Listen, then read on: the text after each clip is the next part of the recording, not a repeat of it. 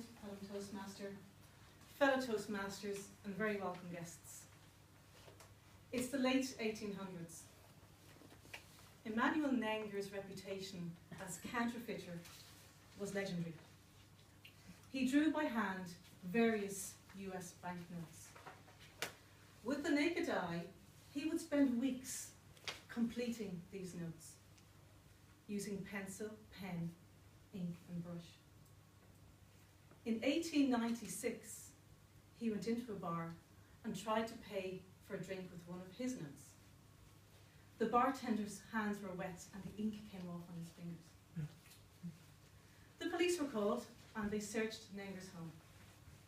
They indeed found his counterfeiting operation. They also found 3 portraits painted by Nenger. These were confiscated. Each portrait sold for over $5,000. The irony is, Nenger spent as much time on one note as he did on one of these portraits that was worth far more money. Emmanuel Nenger was a thief, but the person he stole from most was himself. How many people's dreams are stolen? Kitty Chappell wrote a poem called Robbed. The dangerous people are not the ones who hit you with clothes or rob you with guns. No, the thief won't attack your character traits or question your abilities to your face. No, he won't rob you at point of gun. He simply says, it can't be done. And when you point to others who already are, he laughs and says, they're superior.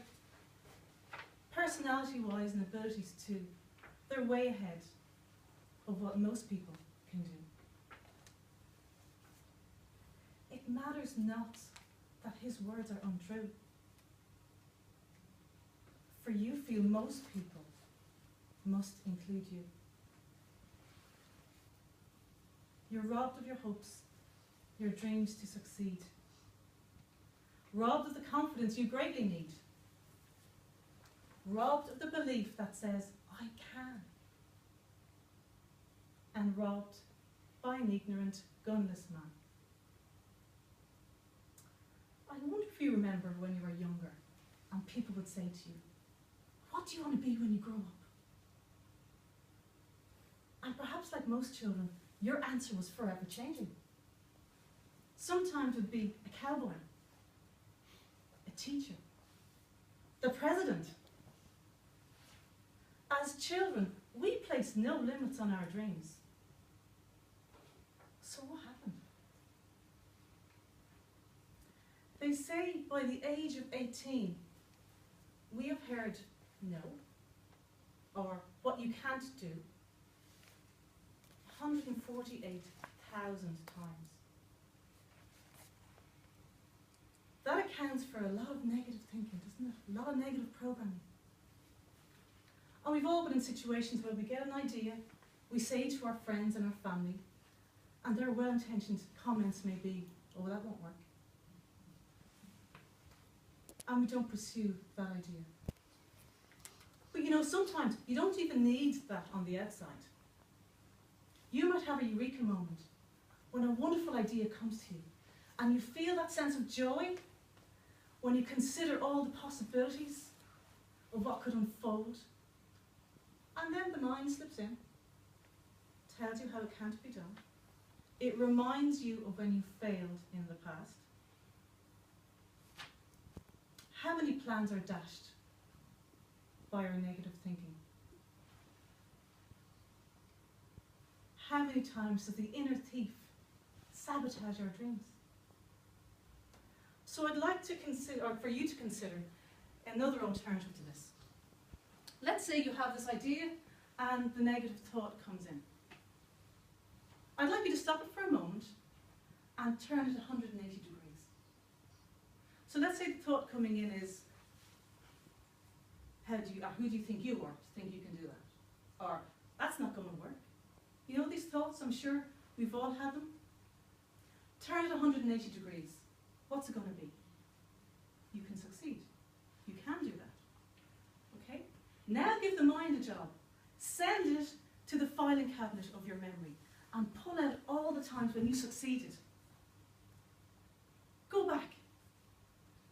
Perhaps some of you can remember when you learned to cycle a bike with 2 wheels. Do you remember? It was all very wobbly. Your parents let you go. The stabilizers were gone. You had to hold the handlebars, get the pedals going, keep your balance, and you did it. You felt on top of the world. Put that memory into this collage of the picture of success and add to it then all the things you've succeeded in your life. The boyfriend or the girlfriend that you went out with that you always fancied. The various exams you did. Your driving test that you completed. Add these to your collage. So the next time that thought, that negative thought comes in, you can't do that. Who do you think you are? You failed before. Obliterate the thief with this collage, with the evidence that you can succeed. Sir Richard Branson, founder of the Virgin Group, an empire of more than 400 companies, had many challenges growing up. He was dyslexic and he wasn't an academic. But when he had a eureka moment, he pursued it. And he used his past achievements as encouragement, and he backed it with action. We are all gifted here in very unique ways. Realise that the power needed to get your best foot forward is within you. Releasing that power is having the belief in yourself. Encourage the internal positivity will discourage the thief. Emmanuel Nenger was a gifted artist, though a thief who sabotaged his dreams. Realise and nurture yours. Thank you.